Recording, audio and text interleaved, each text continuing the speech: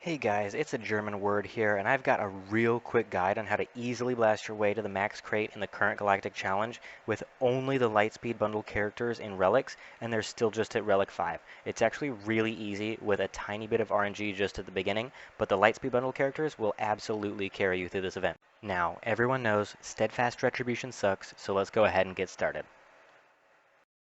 Out of these characters here, Bossk has the best leader ability for this, so he'll be in the leader slot. All you gotta do is deal damage to the weakest enemy 10 times to get contract. You'll have no problems with that because of Bossk's swarm ability right out the gate, and all the Mandos ignoring the big fat GK in the way. Then we've got Greef and all the Mandos, with Boba and Jango only at Gear 12, but that doesn't actually matter because of the true defense stacks you get right at the beginning, which is what makes this even possible.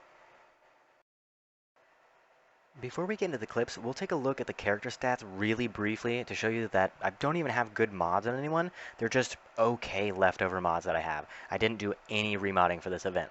Could I have moved mods from GLs to these guys? Sure. Would it have made it easier? Yeah, absolutely. But not everyone has good mods they can move around, so I didn't do that. So keep that in mind. It'll be pretty easy to mod these guys much better than I have them right now, and this event will be way easier for you. So let's go ahead and go down the list here. We're going to start with Bossk. He's got just under 100,000 protection, 277 speed, so nothing crazy, and you're not looking for any particular goals with any of the stats on these characters. I'm just showing you that, 269 speed on Greef. You don't need anything crazy to complete this event, and especially with the Gear 12 Boba and Jango, you don't need anything crazy. 249 speed on Mando. I've got a little bit extra potency on Jango Fett. 225 speed there on Boba, but I run extra potency on Jango Fett to get that max health reduction going because it can be resisted. I do like landing that max health reduction, not specifically for this event, just for other things, Grand Arena mainly. As I mentioned, there's a little bit of RNG here at the beginning. If Padme uses her basic, they'll gain protection up and they'll resist all debuffs. You have to be able to land Boba Fett's ability block on Anakin or this won't work. And if she uses her stun on anybody, if she stuns anybody, you have to just quit and restart because you won't be able to get contract off quick enough with this low of gear without them killing people. And from here, I'm pretty much just going to let the gameplay speak for itself. There's only a couple things you need to do at the beginning. Of course, make sure Padme doesn't use basic. Make sure there's no stun from Padme. And then you're going to want to open up with Bossk's Swarm on Ahsoka, get as much contract progress as possible. It's going to move over to ARC Trooper. You're going to want to smack him with the missile, get him as low as possible, as quick as possible, because we want that lowest, that weakest mark from Bossk's contract. We're going to want that to move over to Anakin for Boba, because we want to hit Anakin with the ability block from Boba, and it does land this time. You want to make sure that lands, because now that you've got contract going, you've got Frenzy up. So you're going to use special abilities pretty much on anyone. I use Boba's missile on Ahsoka just because I can. And then that brings us to Mando, and you're going to want to take down Padme with the Execute. And from here on, it's pretty much just a walk in the park. It is a little bit lucky that Anakin decides not to go after the Mandalorian here. I go for that max health reduction just because I can. Get that taunt up, make it as hard for them as possible to get to my weaker characters. But from here, it's pretty much just a walk in the park. I'm going to want to make sure you're aware you need to go for Anakin as much as you can because you're going to want him to go down next. After that, it's going to be Ahsoka is your most dangerous person. Now, as you're going through this event, you're going to keep taking their stacks.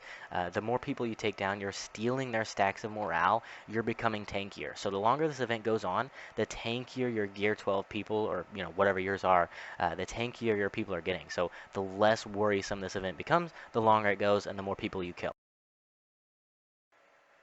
And if you're running the Jango Fett like I am here, you're going to want to keep hitting Anakin with that max health reduction since he is your next target.